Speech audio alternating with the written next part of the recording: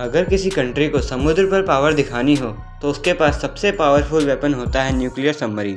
ये सबमरीन समुद्र के अंदर महीनों तक रह सकती हैं और ज़रूरत पड़ने पर न्यूक्लियर मिसाइल्स भी लॉन्च कर सकती हैं। इस वजह से पावरफुल नेवीज़ अपनी सबमरीन्स को प्रोटेक्ट करने के लिए सीक्रेट बेसिस बनाती हैं और इंडिया भी एक ऐसा मैसिव सबमरीन बेस डेवलप कर रहा है। इस प्रोजेक्ट का नाम है INS वर्षा। ये बेस स्पेशली डिज़ाइन किया जा रहा है ताकि इंडिया की न्यूक्लियर सबमरीन को एक हाईली सिक्योर और हिडन लोकेशन मिल सके। रिपोर्ट्स के अकॉर्डिंग इस प्रोजेक्ट पर लगभग 30,000 करोड़ खर्च किए जा रहे हैं और जब ये बेस कंप्लीट हो जाएगा तब ये इंडिया के सबसे इम्पोर्टेंट नवल इंस्टॉलेशन में से एक बन जाएगा।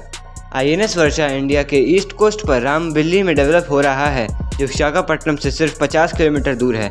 ये एरिया बे ऑफ बंगाल के बिल्कुल क्लोज है। अब आप सोच रहे होंगे पूरे इंडिया में यही लोकेशन क्यों? तो सुनो, बे ऑफ बंगाल से सबमरीन डायरेक्टली ओपन ओशन में डिप्लॉय हो सकती है, जो एक फास्ट रिएक्शन में बहुत इंपॉर्टेंट हो सकता है। सबमरीन्स नेवल वॉरफेयर की सबसे स्टेल्थी वेपन होती है। नॉर्मल वॉरशिप्स को सैटेलाइट और रेडार्स इजीली डिटेक्ट कर लेते हैं, पर एडवांस सबमरीन्स का एक एग्जांपल है INS अरिहंत, जो अपने साइलेंट बिहेवियर की वजह से डेटरेंस स्ट्रेटेजी का एक इम्पॉर्टेंट पार्ट है। इंडियन नेवी ने पिछले कुछ सालों में अपनी नेवल कैपेबिलिटी को काफ़ी स्ट्रेंथन किया है।